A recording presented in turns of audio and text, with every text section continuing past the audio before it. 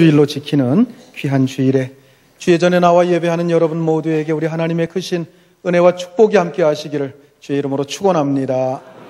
옆에 분들하고 같이 인사합니다. 사랑합니다. 축복합니다.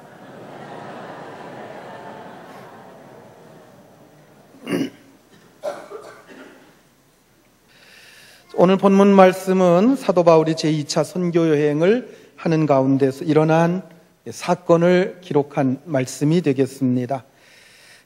바울의 2차 선교 여행은 출발할 때부터 마가 요한의 문제로 큰 갈등을 겪었습니다. 1차 선교 여행은 바울과 바나바와 바울이 선교 여행을 주도하였습니다.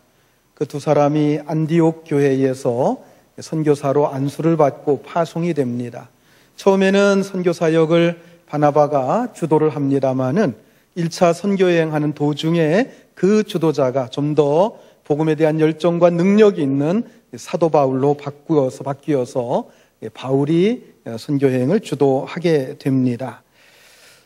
그런데 선교 여행하는 도중에 함께 동행했던 사람 가운데 마가 요한이라고 하는 사람이 있어요. 마가복음을 쓴 사람입니다. 마가의 다락방을 제공한 주인공이기도 합니다. 바로 그 마가 요한이 동행을 했었는데 선교여행 도중에 별 이유도 없이 밤빌리아라고 하는 그곳에서 갑자기 나 더 이상 같이 못 가겠다 불만을 얘기하면서 고향으로 짐을 싸가지고 돌아가 버리고 말았어요. 그 일로 인해서 선교여행에 적지 않은 영향을 주었던 것입니다. 여러분 한번 생각해 보십시오. 전도팀을 꾸리거나 선교팀을 꾸려가지고 해외나 다른 지역에 선교하러 나갔습니다. 그런데 대원 중 한 사람이 갑자기 불만을 얘기하면서 보따리 싸가지고 집으로 돌아가 버렸어요. 고국으로 혼자 먼저 가버렸어요. 그러면 얼마나 황당한 일이고 또 선교팀의 사기를 얼마나 떨어뜨리는 그런 일이 될 수가 있겠습니까? 이제 1차 선교여행을 마치고 예루살렘 교회에 와서 선교 보고를 하는데 마침 그 자리에 이 마가 요한이 참석을 하고 있었습니다. 그리고 그는 자신이 그렇게 중간에 먼저 돌아온 것에 대해서 후회를 하게 됩니다. 그리고 바나바와 바울과 바나바가 2차 선교 여행을 떠난다고 하는 그 소식을 듣고서 바울과 바나바를 찾아가서 자기를 데려가 줄 것을 부탁을 합니다. 1차 때와 같이 그런 일은 절대로 없을 테니까 저를 꼭 좀 데려가 달라고 부탁을 했어요. 그런데 그때에 바울과 바나바의 견해가 서로가 엇갈렸습니다. 바울은 그런 전력을 가지고 있는 자를 데리고 가다가 또다시 선교팀의 계획에 차질을 빚거나 상처를 입을 수는 없다. 그런 자는 데리고 가서는 안 된다 하는 주장이었고요. 바나바는 원래 어떤 사람이에요? 사람을 잘 믿어주고 그 사람을 잘 이끌어주는 사람. 본래는 바울도 믿을 수 없는 사람이었어요. 그런데 그 바울이 회심했다고 하는 것을 인정하고 먼저 다가가서 그를 천거해주고 그를 이끌어준 사람이 바나바였습니다. 그래서 바나바는 마가 요한이 저렇게 뉘우치고 있으니까 다시는 그런 일이 없을 것이다. 그러면서 데리고 가자고 자꾸 주장을 했어요. 그런데 이 문제가 굉장히 심각한 문제로 커지게 되었고 이 일로 인해서 그동안 늘 함께했던 바나바와 바울이 서로가 결별하는 지경까지 이르게 됩니다. 사도행전 15장 37절부터 40절까지 같이 읽겠습니다. 바나바는 마가라 하는 요한도 데리고 가고자 하나 바울은 밤빌리아에서 자기들을 떠나 한 가지로 일하러 가지 아니한 자를 데리고 가는 것이 옳지 않다 하여 서로 심히 다투어 피차 갈라서니 바나바는 마가를 데리고 배 타고 구브로로 가고 바울은 신라를 택한 후에 형제들에게 주의 은혜에 부탁함을 받고 떠나. 자, 이렇게 해서 두 사람이 서로가 헤어지게 된 겁니다. 그 헤어지는 과정에서 심히 다투었다라고까지 표현할 정도로 그렇게 갈등이 심했던 것을 볼 수가 있어요. 그래서 바나바는 마가 요한을 데리고 먼저 구브로로 떠났다. 1차 선교 여행을 할 때에 안디옥에서 안수를 받고 배를 타고 구브로, 지금의 이 키프로스 또는 사이프러스라고 하는 그 섬입니다. 그 섬으로 가서 1차 전도여행처럼 그 여행 경로를 따라 갔던 것 같습니다. 그리고 뒤에 바울은 신라라고 하는 제자를 택해서 신라와 함께 어떻게 가는가 하면 이 바닷길로 갔다고 하면 거꾸로 안디옥 거쳐서 육로로 해서 맨 1차 전도여행의 종착 마지막 지점이었던 더베 쪽, 그 다음에 루스드라, 이고니온, 이 방향, 반대 방향으로 해서 이렇게 바울은 가게 되는 곳입니다. 어쨌든 바울의 2차 선교 여행은 출발에서부터 큰 상처를 안고 시작된 것을 볼 수가 있습니다. 자, 그렇지만 바울의 2차 선교 여행은 그야말로 순풍에 돛단 듯이 잘 진행되어 갔습니다. 그는 1차 선교 여행 당시 다니면서 전도했던 지역들을 주로 대방문하면서 그 교회와 성도들을 견고히 세워가는 일에 집중했습니다. 사도행전 15장 40절 41절 같이 읽습니다. 바울은 실라를 택한 후에 형제들에게 주의 은혜의 부탁함을 받고 떠나 수리아와 길리기아로 다녀가며 교회들을 굳게 하니라. 수리아와 길리기아라고 하는 지역이 바로 지금의 터키 지역, 소아시아 지역인데요. 안디옥에서부터 위로 쭉 올라가서 다시 그 유럽 쪽으로 조금 꺾어서 들어가는 그 지역이 수리아, 길리기아 지역입니다. 자, 그 다음에 사도행전 16장 4절 5절 말씀 같이 보겠습니다. 여러 성을 다녀갈 때에 예루살렘에 있는 사도와 장로들의 작정한 규례를 저희들에게 주어 지키게 하니 이에 여러 교회가 믿음이 더 굳어지고 수가 날마다 더하니라. 예루살렘 교회에서 1차 선교여행 때 문제가 하나 발생한 것이 있어요. 그것이 바로 사도 바울이 이방 지역에 다니면서 당신들이 율법을 지키지 않아도 할례를 받지 않아도 예수만 믿으면 구원을 받는다 하는 이게 이 유대인들에게 문제가 된 거예요. 그래서 그 갈등 때문에 예루살렘 이 회의가 소집이 되고 거기에서 선교 보고도 했지만 거기에서 이제 그 모든 것에 대한 이 결론이 내려지게 되는 겁니다. 특히 그 당시에 사도회 예루살렘 교회를 주도했던 사람이 예수님의 육신의 동생인 야고보 사도였는데 야고보 사도가 마지막 결론을 그렇게 내렸는데 지금 두루 다니면서 장로와 사도들의 규례를 얘기했다는 얘기는 거기서 정해진 규례를 선포했다 그런 얘기가 되겠습니다. 어쨌든 그렇게 각 성에 다니면서 각 성마다 은혜스러운 복음이 증가가 계속되었고 많은 성도들이 예수 믿게 되고 많은 사람들이 예수 믿게 되고 그래서 복음이 왕성하게 되는 그런 역사가 일어나게 됐습니다. 자, 그렇게 그는 1차에 다니면서 전도한 사람들과 세운 교회들을 견고하게 세워갔고 그 재방문을 통해서 교회와 성도의 숫자가 점점 늘어난 것을 볼 수가 있습니다. 더구나 이 사역을 통해서 바울은 굉장히 큰 수확을 얻게 되는데 그것은 그의 평생 믿음의 동역자인 이 디모데를 만난 사건입니다. 그 사건이 16장 1절부터 3절에 나와 있는 내용인데요. 1차 선교여행 당시에 바울이 루스드라라고 하는 곳에 갔을 때에 거기서 큰 핍박을 받습니다. 그 전에 이고니온이라고 하는 곳에서 복음을 전하다가 핍박받아서 루스드라로 쫓겨오게 돼요. 이고니온과 루스드라는 약 한 100리길인데요. 100리길을 유대인들이 쫓아와서 유대인 폭도들이 복음을 전하는 바울에게 돌을 던져서 돌에 맞아 거의 죽게 됩니다. 이 폭도들은 바울이 죽은 줄 알고 그의 시체를 끌어다가 성 밖에 버리고서 갔습니다. 그런데 죽은 줄 알았던 그 바울이 그 피투성이가 된 그 몸을 일으켜서 다시 일어나게 되고 그 몸을 이끌고 그 다음 행선지인 더베까지 가서 복음을 전하는 그 모습을 사람들이 지켜본 겁니다. 그랬다가 2차 선교 여행 왔을 때에 바울 앞에서 헌신한 청년이 하나 있었는데 그 청년이 바로 디모데라고 하는 청년입니다. 디모데는 평생 이렇게 해서 바울의 제자가 되어 따르게 되었고 바울은 디모데를 무엇으로 삼았죠? 믿음의 아들로 삼게 되는 이러한 귀한 기회가 귀한 사건이 바로 16장 앞부분에 나타나고 있습니다. 자, 어쨌든 이렇게 바울의 2차 선교 여행은 굉장히 은혜스럽게 진행이 잘 되어 갔습니다. 그런데 이렇게 열심히 복음을 전하는 이들에게 한 가지 문제가 생긴 거예요. 자, 본문 6절과 7절 말씀 같이 읽겠습니다. 성령이 아시아에서 말씀을 전하지 못하게 하시거늘 그들이 부르기아와 갈라디아 땅으로 다녀가 무시아 앞에 이르러 비두니아로 가고자 애쓰되 예수의 영이 허락하지 아니하는지라. 자, 여기에 보면은 갈라디아, 비두니아, 무시아 이런 여러 가지 지명들이 나오는데 그 지명들이 전부 다 어디에 있는 지명들이에요? 지금의 터키 지역에 있는 옛날의 그 지명들입니다.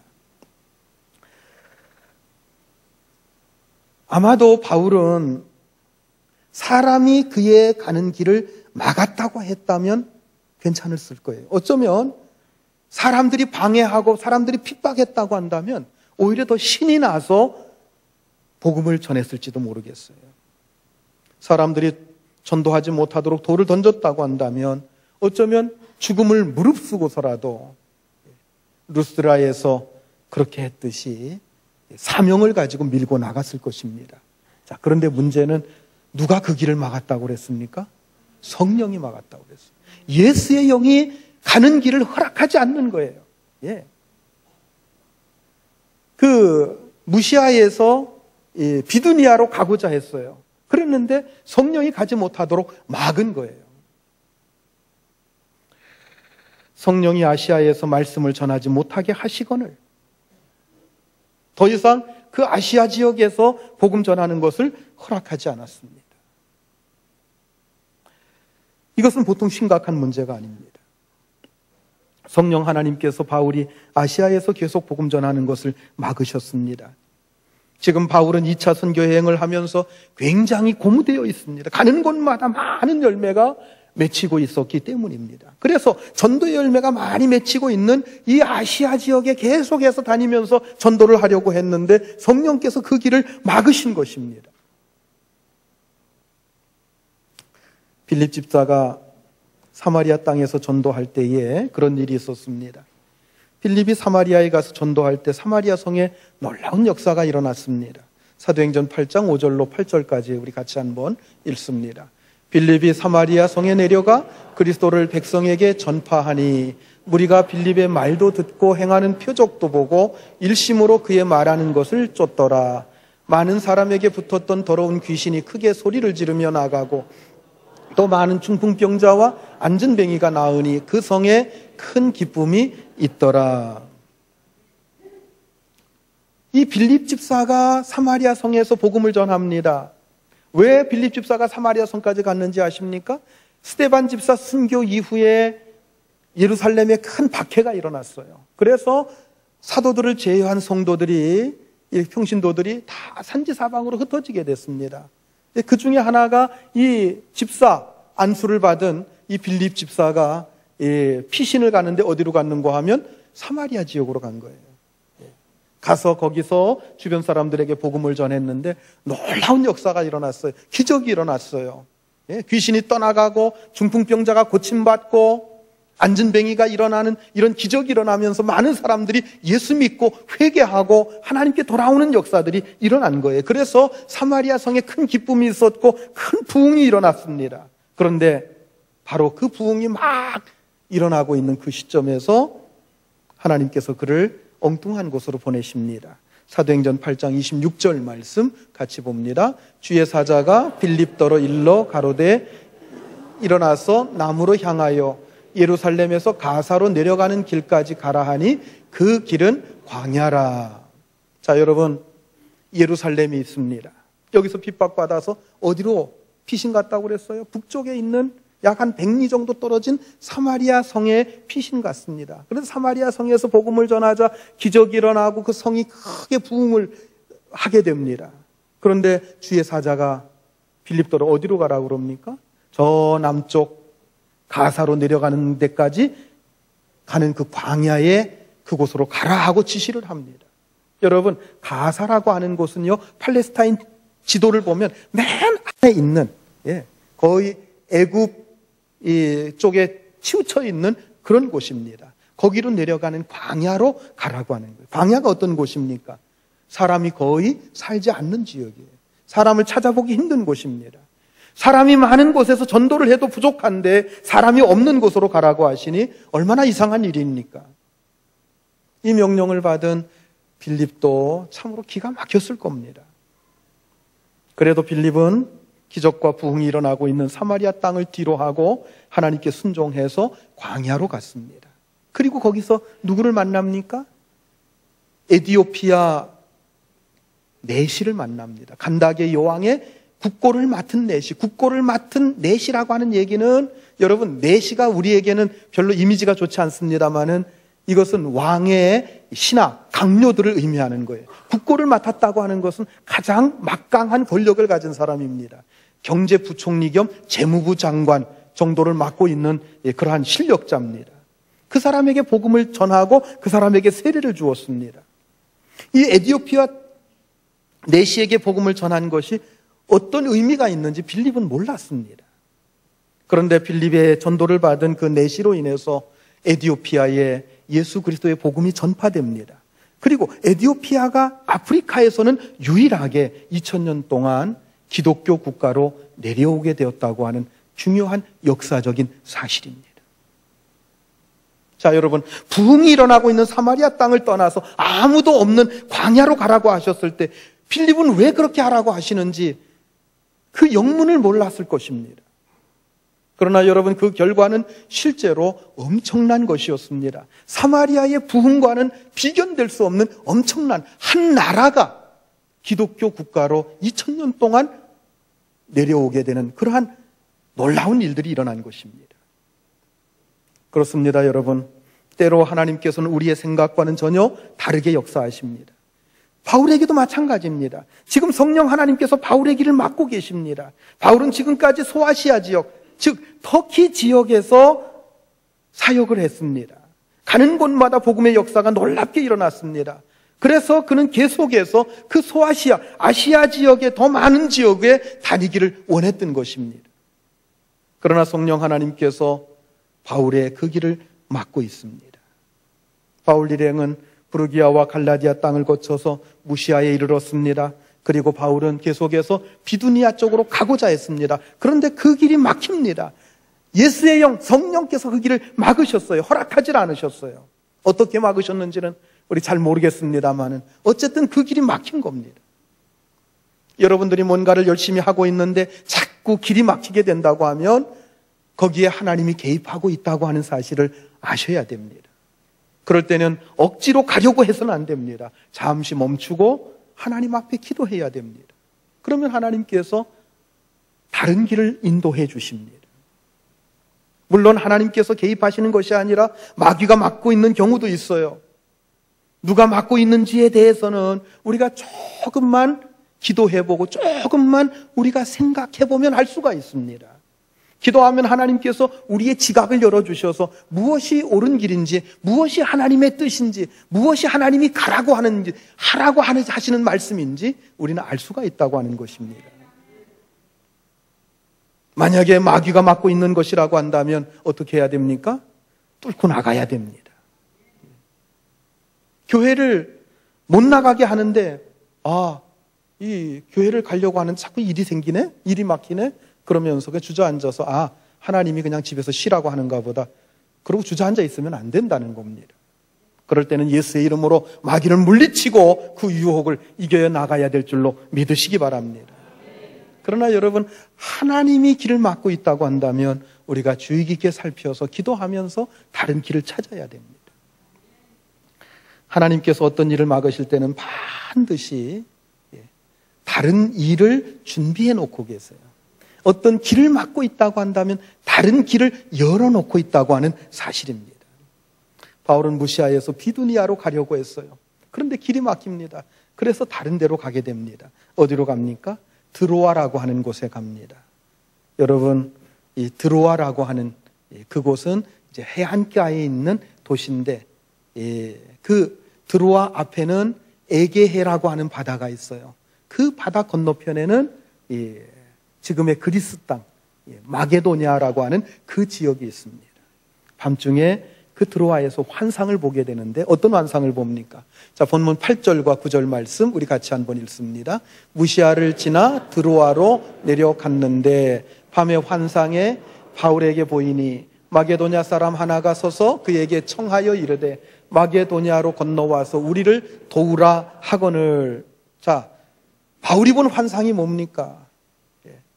자기 앞에 마게도냐 사람이 하나가 서 있는데 자꾸 손짓을 합니다. 우리에게로 와서 우리를 좀 도와달라, 우리에게로 오라, 이쪽으로 건너와라 하고 자꾸 손짓을 하는 거예요.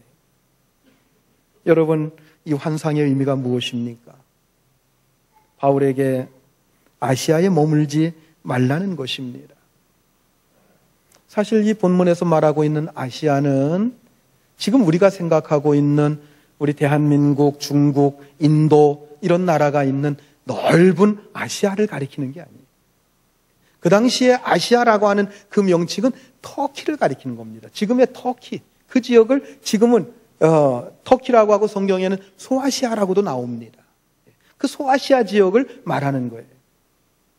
나중에 가서 그 이름이 이제 확산돼 가지고 이쪽 지역까지도 전부 다 아시아라고 부르게 된 거죠. 그래서 전체가 다 아시아에 포함이 됩니다만 성경에 나오는 아시아는 지금의 아시아가 아니라 지금 터키에 있는 바로 그 나라, 그 지역만을 의미하는 것입니다. 바울은 계속해서 그 소아시아 지역을 다니면서 복음을 전하려고 했던 겁니다. 그런데 드로아에서 마게도냐 사람이 손짓하면서 이 마게도냐로 건너와서 우리를 도와달라고 하는 환상을 보게 된 거예요. 마게도냐는 지금 그리스 북부 지역을 가리킵니다. 물론 마게도냐라고 하는 나라가 있어요. 수년 전부터 독립돼 가지고 마게도냐라고 하는 나라가 생겨났습니다. 한 20년 전만 해도 마게도냐라는 나라가 없었거든요. 그런데 어느 날 보니까 갑자기 마게도냐라는 나라가 지도에 있더라고요. 마게도냐, 그 옆에 루마니아, 그 밑에 그리스 이렇게 돼 있습니다만은 여기서 지금 본문에서 말하고 있는 마게도냐는 지금의 마게도냐 그 지역이 아니라 그리스의 북부 지역, 그 지역을 마게도냐라고 옛날에 불렀는데 바로 그 지역을 가리키는 겁니다. 그 지역은 터키와 이렇게 맞닿은 지역이에요. 그리스와 터키의 그 맞닿은 지역, 그 끝쪽에 바닷가에 있는 도시가 바로 드로아라고 하는 도시인데, 이 드로아라고 하는 도시가 지금 지명에는 없습니다만은 어쨌든 이즈미르라고 하는 그 도시가 있는데 그거보다도 조금 위쪽에 드로아라고 하는 그러한 곳이 있었습니다. 자, 여러분 그냥 드로아 그러면은 그곳이 어딘지 잘 모르실 거예요. 그런데 본래 이제 지도상에 이렇게 나와 있는 지명으로는 뭐라고 되어 있는지 아십니까? 역사적으로 되어 있는 지명은 트로이라고 되어 있어요. 트로이. 트로이. 내가 많이 들어봤는데 트로이 그러면 뭐가 생각이 납니까? 영화가 생각나죠? 얼마 전에 트로이라는 영화가 있었어요. 그리고 트로이 전쟁, 트로이 목마 이런 것들 여러분 기억하실 겁니다. 고대 사회에 큰 전쟁이 있었는데 그 목마에다가 이 정탐꾼들, 게릴라를 이렇게 숨겨놓고 그러고서는 패배한 것처럼 해가지고 후퇴를 하고 나중에 그 트로이 목마에서 게릴라들이 나와가지고 전세를 뒤엎는 그런 작전을 펼친 그러한 내용이 바로 트로이 전쟁, 트로이 목마라고 하는 그런 이야기에 전해지고 있는 겁니다.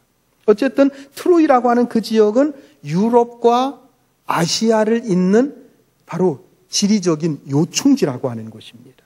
이 지리적인 요충지는 어떤 일이 있었습니까? 옛날부터 전쟁이 많았어요. 왜냐하면은 그 길목을 빼앗아야 나라를 확장해 가기가 쉽기 때문에 그렇습니다. 우리나라가 왜 그렇게 자꾸 전쟁에 시달렸습니까? 역사적으로. 중국과 일본이라고 하는 이 나라가 서로가 이렇게 진출하고 이렇게 하려고 하는 지리적인 요충지가 우리나라이기 때문에 자꾸 우리나라가 전쟁에 시달린 거예요. 이스라엘이라고 하는 나라는 어떻습니까? 유럽 대륙과 아시아 대륙과 그리고 아프리카 대륙, 여기에 삼각점에 이스라엘이 있어요. 그래서 이스라엘 역사는 전부 다 전쟁의 역사입니다. 바로 그 트로이에서, 그 드로아에서 사도 바울은 마게도냐 사람이 건너와서 우리를 도와달라고 하는 환상을 본 겁니다. 그리고 그 환상을 본 바울은 곧바로 마게도냐로 떠나기를 힘썼다고 본문은 말씀하고 있습니다. 10절 말씀 같이 읽겠습니다. 바울이 그 환상을 보았을 때 우리가 곧 마게도냐로 떠나기를 힘쓰니 이는 하나님이 저 사람들에게 복음을 전하라고 우리를 부르신 줄로 인정함이로라. 자, 오늘 본문을 통해서 우리는 선교에 대한 굉장히 중요한 두 가지 교훈을 배울 수가 있습니다. 첫 번째는 선교는 환상을 본 자만이 할 수 있는 것이다 하는 거예요. 여러분 한번 따라서 해보시기 바랍니다. 선교는 환상을 본 자가 할 수 있다. 여러분, 선교는 환상을 본 자가 할 수가 있어요. 마게도냐 지방은 복음이 매우 필요한 지역이었을 것입니다. 자, 그렇다고 한다면 대전도자인 바울이 왜 진작 마게도냐로 가서 복음을 전하지 않았느냐 하는 질문이 나올 수가 있습니다. 그 질문에 대한 대답이 무엇이겠습니까? 바울이 그때까지는 드로아의 환상을 보지 못했기 때문이라고 볼 수 있는 겁니다. 그리고 또 다른 측면에서 이런 질문이 가능할 거예요. 아시아의 전도에서 큰 열매를 맺는 바울이 무엇 때문에 새삼스럽게 마게도냐로 건너갔느냐? 이런 질문을 할 수가 있습니다. 그 대답 역시 바울이 드로아의 환상을 보았기 때문이다 라고 대답할 수가 있는 겁니다. 다시 말하면 드로아의 환상을 보지 못하고서는 아무도 마게도냐의 선교를 시작할 수가 없다는 겁니다. 그리고 드로아의 환상을 보고 나서는 그 누구도 마게도냐의 선교를 외면할 수가 없다는 것입니다. 여러분, 선교라고 하는 것은 돈이 있다고 할 수 있는 게 아닙니다. 선교라고 하는 것은 외국어를 능통하게 잘한다고 해서 할 수 있는 것도 아닙니다. 오직 드로아의 환상을 본 자만이 이 일을 할 수 있는 줄 여러분 믿으시기 바랍니다. 그래서 저는 오늘 여러분들이 드로아의 이 환상을 볼 수 있기를 바랍니다. 성령 하나님께서 여러분 마음속에 이 선교에 대한 꿈과 비전을 심어주실 줄로 믿으시기 바랍니다. 요즘 우리 사회에 보면 선교회라고 이름 붙여진 단체가 얼마나 많은지 몰라요. 저에게도 하루에 서너 통씩 선교회라는 곳에서 전화가 걸려옵니다. 이러저러한 선교회인데 재정적인 후원을 부탁한다고 하는 그런 전화가 많습니다. 그냥 그 사람의 설명을 들어가지고는 그 선교회가 제대로 된 선교회인지 아닌지 알 수가 없어요. 그래서 제가 우리 성도들은 전부 다 제 핸드폰 번호에 이렇게 전화가 오면은 이름이 딱 뜹니다. 그래서 전화번호가 이렇게 바뀌시거나 그러면 빨리 알려주셔야 돼요. 그리고 그냥 숫자만 딱 뜨게 되면은 제가 잘 안 받아요. 왜냐하면 너무 이상한 전화가 많아요. 물론 도와줘야 될 땐 도와줘야 되겠지만 우리가 그 선교회가 어떤 선교회인지 다 알지는 못하거든요. 정말 선교 단체가 왜 이렇게 많은지 모르겠어요. 물론 그들 중에는 정말 장애인이나 어떤 어려운 사람들을 돕고 그들에게 선교하기 위해서 힘쓰는 선교 단체들이 많이 있을 거예요. 그러나 어떤 경우에는 이 선교를 빙자해서 개인적인 사리사욕을 채우는 그런 단체들도 적지 않다는 거예요. 그래서 성도 여러분들에게도 이런 개인적인 후원을 요청해오는 단체들이 있으면 조심해야 됩니다. 그래서 잘 모르면은 교회에 연락해서 우리 교역자들에게 전화해서 이러이러한 단체에서 후원을 요청하는데 어떻게 하면 좋겠습니까? 하고 좀 물어주시길 바랍니다. 그냥 개인적으로 이렇게 얘기만 듣고 후원하거나 그러지 마시길 바랍니다. 그럼 저희가 좀 알아보고 이게 정말 바른 단체인지 우리가 분별해서 여러분들에게 알려드릴 수가 있습니다. 여러분, 왜 이런 잘못된 선교단체들이 생겨납니까? 선교에 대한 환상을 보지 못한 자들이 개인적인 욕망을 성취하기 위해서 이런 단체를 만들기 때문에 그렇습니다. 얼마 전에 어느 목사님이 우스갯소리로 이런 얘기하는 것을 들었습니다. 선교사들 중에 세 종류가 있다고 그래요. 첫 번째는 그냥 선교사가 있고, 두 번째는 선교 사업가가 있고, 세 번째는 그냥 사업가가 있다고 합니다. 다 선교사라고 하는 이름으로 갔는데 그들 중에서는 선교사, 진짜 선교사가 있고 선교를 빙자해서 좀 이렇게 개인 이렇게 선교도 해가면서 이 개인 뭐 어떤 이것도 추구하면서 이런 선교사가 있는 게 선교 사업가입니다. 아예 선교라는 것은 제껴놓고 그냥 개인 사리 사용만 취하는 자는 그냥 사업가 이렇게 분류한다고 하는 재밌는 얘기를 하고서는 그냥 웃고 넘어갈 얘기가 아니구나 하는 그런 생각을 제가 하게 됐습니다. 물론 대부분의 선교사들은 사명을 가진 바른 선교사일 것이라고 저는 믿습니다. 그러나 요즘 왜곡된 선교사들도 꽤 있는 것 같아요. 왜 그렇습니까? 드로아의 환상을 보지 못했기 때문에 그래요. 실제로 어떤 분들은 목회가 잘 안 되니까 에이, 목회 접고 그냥 선교사나 나갈까? 그러면서 가시는 분들도 있어요. 저희 교회가 지금 필리핀 타부크라고 하는 그곳에 교회 2곳과 신학교 기숙사를 짓고 있습니다. 여러분, 필리핀이라고 하는 나라는 8천여 개의 섬으로 되어 있는 나라입니다. 우리나라보다도 땅이요, 아마 남북한 합한 것보다도 거의 2배 가까이 되지 않을까 싶을 정도로 큰 나라입니다. 인구도 굉장히 많지요. 지금 그 필리핀에는 많은 선교사들이 가 있어요. 아마 그 숫자, 그 통계를 제가 잘 보질 못해서 얼마가 될지는 모르겠지만은 우리 이장로님은 잘 아실 것 같은데 적어도 한 1,000명은 넘지 않을까 싶어요. 선교사들이요. 그런데 놀라운 것은요, 그 선교사들의 70%가 마닐라에 모여 있다는 겁니다. 물론 마닐라에 가장 많은 인구가 살고 있기 때문에 많은 선교사가 필요한 것은 분명한 사실일 것입니다. 그렇지만 마닐라가 아무리 인구가 많아도 필리핀 전체 인구의 70%가 있는 건 아니잖아요. 그렇다고 한다면 그 사람들이 왜 그곳에 그렇게 모여 있을까요? 8,000개의 섬들 중에는 선교사의 발걸음이 전혀 닿지 않은 곳이 절반이 넘는다는 얘기입니다. 우리 교회가 교회를 짓고 있는 타부크는 마닐라가 있는 이 루손 섬이 가장 큰 섬입니다. 우리나라 남한보다도 더 큰 섬이에요. 루손 섬에 마닐라가 있습니다만은 여기에서 자동차로 약 한 12시간 정도 가야 갈 수 있는 굉장히 먼 북부 지역, 좀 오지라고 보면 되겠습니다. 타부크에 갔더니 선교사가 한 분도 없다고 그래요. 그 지역에는. 많은 선교사들이 마닐라라고 하는 대도시에 모여 있다고 하는 것, 그게 뭘 의미합니까? 선교사역 외에 다른 데에도 관심이 많다고 하는 얘기입니다. 왜 이런 현상이 일어납니까?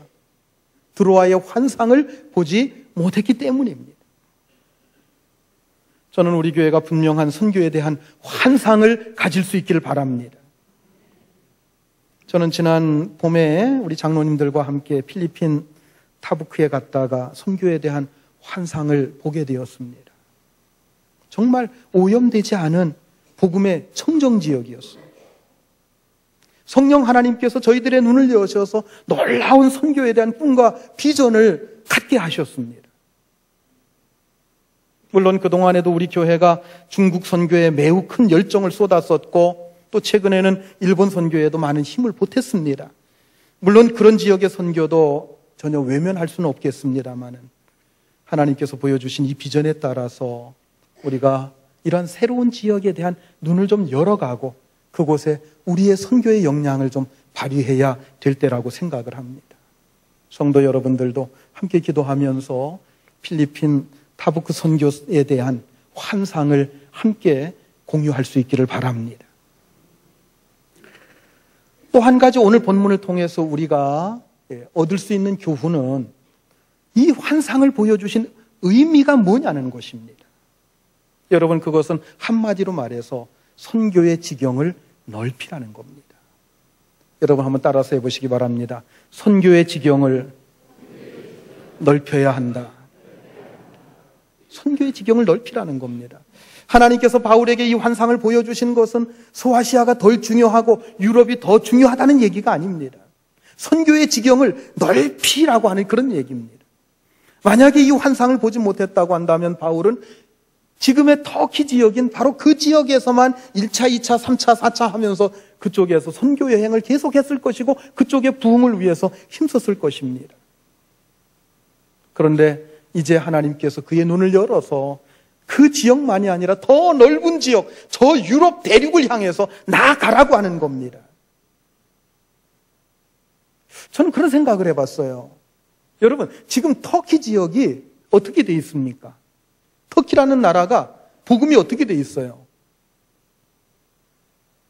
기독교 유적은 상당히 많습니다. 왜냐하면은 그곳에 바울이 전도했고 많은 전도자들이 전도를 해서 많은 교회들이 세워졌습니다. 에베소서 서머나 교회, 빌립보 교회, 데살로니가 교회, 데살로니가 교회는 아니고요.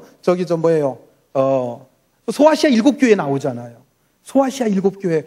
그 소아시아 7교회가 다 터키에 있잖아요. 그런데 지금 터키는 어떻게 되어 있습니까? 무슬림화 되어 있어요.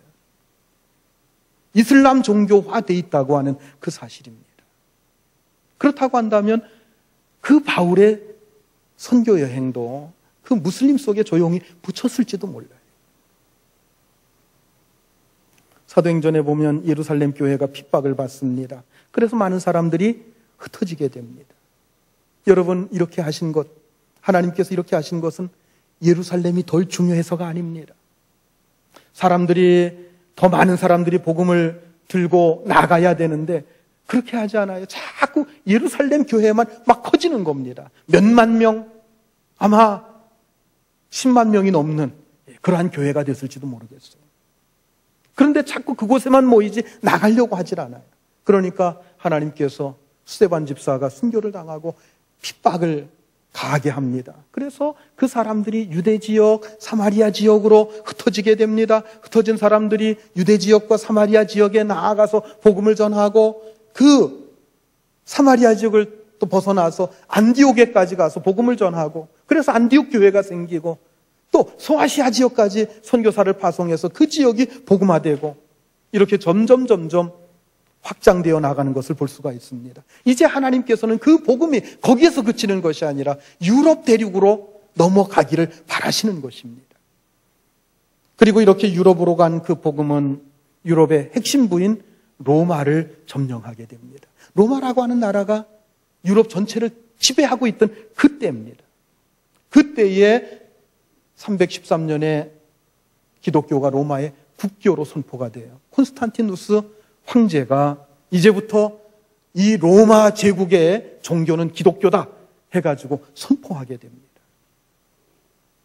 그래서 로마의 국교가 되고 기독교가 온 유럽을 통치하는 시대가 거기서부터 시작이 됩니다. 그런데 불행하게도 기독교가 세상 권세를 잡은 1000년이 넘는 기독교 로마 시대, 그 로마 시대는 복음을 상실한 채 어둠 속으로 빠져들어가게 됩니다.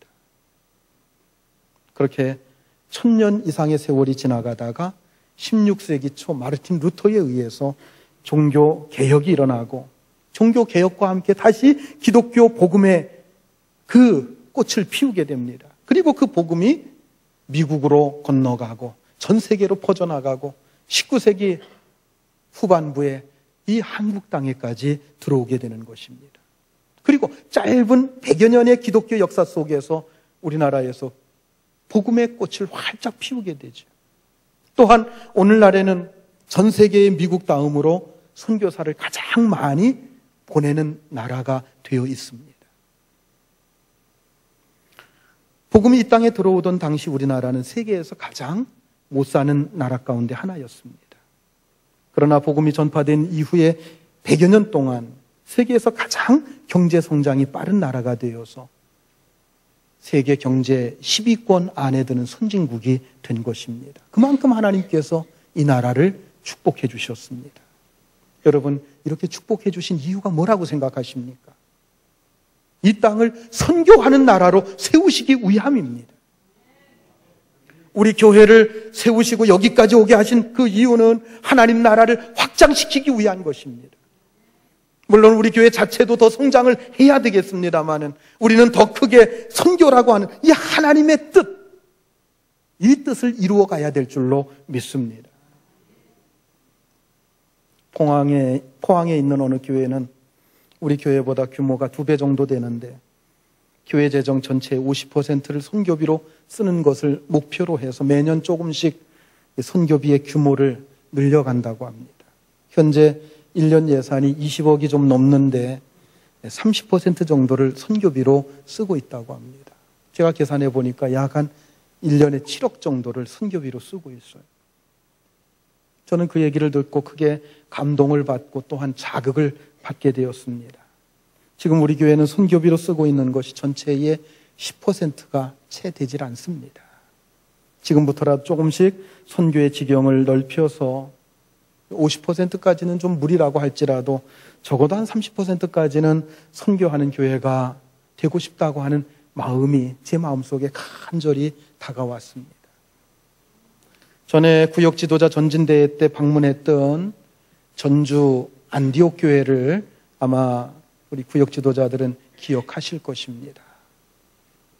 일명 무슨 교회라고 그래요? 깡통교회라고 부르죠.